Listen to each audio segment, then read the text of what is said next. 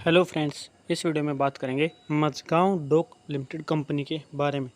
Majhgaon dock ship builders company, यहाँ पर आप देख सकते हैं कि डेनमार्क के नवी मर्चेंट को ज़रूरत थी मल्टीपर्पज़ कार्गो शिप्स की, तो उसके रिगार्डिंग ये न्यूज़ है जिसका प्रोजेक्ट मिला था मझगांव डॉक को और उसने अपना पहला बहुउद्देशीय कार्गो जहाज़ के लिए उत्पादन गतिविधि शुरू करने की अनाउंसमेंट उसने कर दी है। तो ये न्यूज़ हमारे सामने निकल के आई है, जिसके बाद से जब ये न्यूज़ आई थी तो ये अनाउंसमेंट आई थी तो ये आफ्टर मार्केट आवर्स आई थी।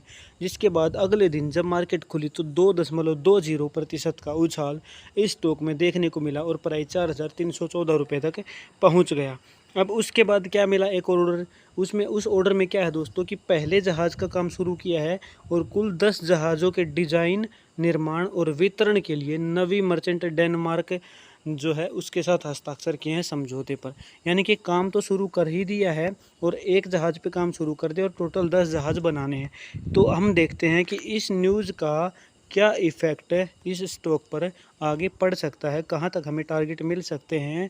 लेकिन मैक्सिमम टाइम पर हमने देखा है कि न्यूज़ आने के बाद भी प्राइस में गिरावट जारी रहती है, तो वो गिरावट कहाँ तक दोबारा हो सकती है। टेक्निकल एनालिसिस इस स्टॉक का हम कर लेते हैं। टेक्निकल की बात करें दोस्तों तो डेली टाइम फ्रेम के अकॉर्डिंग आप देखोगे तो प्राइस में गिरावट बनी हुई है। लेकिन गिरावट के इस पैटर्न को समझेंगे तो प्राइस ने एक बार यहाँ पर हाई बनाया था, उसके बाद से प्राइस में गिरावट जारी थी तो इसने एक लो बनाया, फिर लोअर हाई बनाया। लोअर हाई मतलब कि प्रीवियस हाई से नीचे ही रहा लेकिन पहले वाले लो से ऊपर चला गया। फिर उसने प्रीवियस लो के नीचे ब्रेकआउट दिया और वहाँ से प्राइस दोबारा ऊपर चला गया और उसने फिर से एक लोअर लो बनाया, फिर से एक लोअर हाई बनाया और फिर से एक लोअर लो बनाने की यहाँ पर हमें प्राइस दिख रहा है। यानी कि इसने फिर से एक लोअर लो बना दिया, लेकिन उसके बाद से रिट्रेस और ये ऐसा हाई लोअर लो और लोअर हाई बनाते बनाते प्राइस मूविंग एवरेज 100 पे पहुँच गया। लेकिन आप देखोगे तो यहाँ पर ग्रीन कैंडल के बाद से दोबारा से प्राइस में गिरावट है। यानी कि एक पैटर्न, ग्रीन कैंडल फिर से उतनी ही गिरावट, फिर से ग्रीन कैंडल फिर से उतनी ही गिरावट है। इस तरीके से पैटर्न यहाँ पर चल रहा है। तो अभी इस स्टॉक पे नज़र बना के रखनी है, आंख बंद करके नहीं घुसना है। अगर क्लोजिंग हमें प्राइस की बात करें तो 4,366, यानी कि जो ये ग्रीन कैंडल है इसके ऊपर हमें क्लोजिंग अगर मिलती है कैंडल्स की तो एक टारगेट हमें यहाँ पे छोटा मिल सकता है। बड़े टारगेट की अभी इस स्टॉक में कोई भी पॉसिबिलिटीज़ हमें नहीं दिख रही है। इसको क्लियर करने के लिए आपको इस स्टॉक को, कैंडल्स को वीकली टाइम फ्रेम में कन्वर्ट कर देना है और आप देखोगे तो वीकली टाइम फ्रेम के अकॉर्डिंग सेम पैटर्न आपको दिख रहा है जैसा कि अदर डिफेंस सेक्टर के स्टॉक्स में दिख रहा था। तो यहाँ पर आपको देखने को मिल रहा है कि प्राइस अभी पूरा का पूरा यहाँ पे साइडवेज है, कोई भी स्ट्रॉन्ग यहाँ पे आपको बाइंग नहीं दिख रही है। इस कैंडल में पूरी की पूरी रेड कैंडल, यानी कि सेलर्स अभी यहाँ पे पूरे पावर में हैं, तो प्राइस अभी गिरावट जारी रह सकती है। उसके बाद अगला आप यहाँ पे देखोगे तो अगला जो आपको डिमांड जोन दिख रहा है वो भी काफ़ी दूर है, यानी कि प्राइस में गिरावट अभी बनी रह सकती है।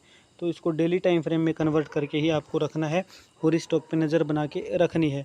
गिरावट अभी इस स्टॉक में और भी जारी रह सकती है, जैसा कि मैं अपनी वीडियोज़ में आपको सिखाया भी है। इसको लाइन में कन्वर्ट कर लेना है और उसके बाद आपको देखना है कि प्राइस में कहाँ पे हमें अगला सपोर्ट मिल सकता है। उसके अलावा आप पिवेट ट्रेडिशनल भी यूज़ कर सकते हैं, जो आपको पिवेट पॉइंट बताएगा कि उसके बाद आपको सपोर्ट कहाँ पे मिलेगा। तो अगर प्राइस में दोबारा गिरावट होती है और मूविंग एवरेज 100 को नीचे की तरफ क्रॉस करता है तो उसके बाद पहला सपोर्ट 3,781 पे मिलने की पॉसिबिलिटी है और दूसरा सपोर्ट 3,322 पे मिलने की पॉसिबिलिटी है। स्टॉक पे नज़र बना के रखनी है। न्यूज़ काफ़ी स्ट्रॉन्ग है, इफ़ेक्ट पड़ सकता है, लेकिन अभी ऐसा कोई भी पैटर्न या पॉसिबिलिटीज़ नहीं दिख रही है कि जिसमें आने वाले टाइम में बड़े ब्रेकआउट हमें मिल सकें। लेकिन एक लेटेस्ट छोटी सी चीज़ आप देखोगे तो यहाँ पे इम्बैलेंस कैंडल हमें दिख रही है और इसके बाद की जो कैंडल होगी वो हमें डिसाइड करेगी कि प्राइस नीचे जाएगा या ऊपर जाएगा। तो स्टॉक पे नज़र बना के रखें। क्लोजिंग आपको मैंने बता दी है कि अगर क्लोजिंग कैंडल की हमें 4,376 से ऊपर मिलती है तो फिर हमें अच्छे टारगेट दोबारा से मिल सकते हैं। शॉर्ट टर्म के लिए स्टॉप लॉस के साथ ही इस स्टॉक में एंट्री करने का सोचें। मुझे उम्मीद है वीडियो आपको पसंद आई है। वीडियो पसंद है वीडियो को लाइक करें और चैनल को सब्सक्राइब करना ना भूलें। Thank you very much.